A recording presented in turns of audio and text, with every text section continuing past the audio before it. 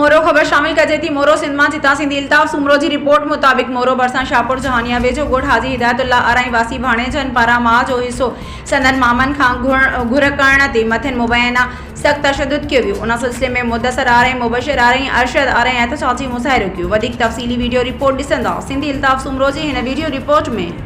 मां हाजी ख़ालिद अराई जी कोठ में वेठल आहियां। हीअ गिटी जो मसइलो आहे, इहे 30 सालनि खां गिटी वॾा जेका हुआ असांजा उहे असांखे ॾेई विया हुआ। का मसइलो कोन हो, का शइ कोन हुई। हीअं सुबुह जो 15 ॼणा आया आहिनि।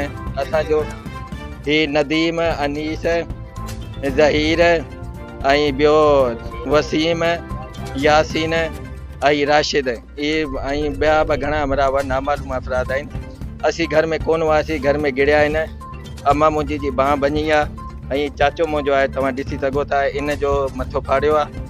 लिहाज़ा असीं सुबुह खां मथा बि असां सां फाड़िया आहिनि, घर में बि असांजा गिड़िया आहिनि ऐं घर में गिड़िया पोइ असांजा ॿार जेके वीडियो पिया भरनि ऐं उन जा मोबाइल वठी इन भञिया आहिनि। तव्हांखे मोबाइल जी तस्वीर बि ॾेखारींदासीं। जेके 4 मोबाइल आहिनि, 4 मोबाइल जा इन्हनि पैनल भञिया आहिनि।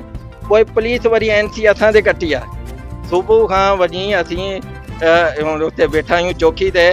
NC बि असांजे ख़िलाफ़ु आहे, मथा बि असांजा फाटिया आहिनि। ऐं हीउ नसीर जेको आहे, नसीर ऐं हाजी ख़ालिद जी सरपरस्ती में हीउ सॼो कमु थी वियो। हाजी ख़ालिद जेको आहे उहो पहिरीं बि उनजी सरपरस्ती कंदो, हींअर बि हू असांजे ख़िलाफ़ु आहे। हीअ 2018 में इलेक्शन थी विया हुआ, तव्हांजे साम्हूं हुआसीं। उन खां वठी इहा असांजे ख़िलाफ़ु थी वियो आहे। उन खां वठी इहे जेको बि फ़ैसिलो थी वियो थो असांजे ख़िलाफ़ु थी वियो थो। हीअ सभु गॾु थी 15 माण्हू हिते आया, असांजे गॾु तोड़फोड़ कई। असांजा 4 मोबाइल इन्हनि कमरनि मां ॻोल्हे जेके बि मोबाइल मिलिया उन्हनि जा पैनल भञिया ऐं उन्हनि मोबाइल खे ख़तमु इन करे कया छा त इन में वीडियो न हुजे।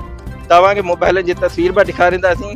असांजे चाचे जो मथो फाड़ियो आहे, अम्मा मुंहिंजी जी बांह भञी आहे ऐं न को असांजी FIR बि कटी वञे न, ऐं सॼो ॾींहुं असांखे चौकी ते विहारियो आहे।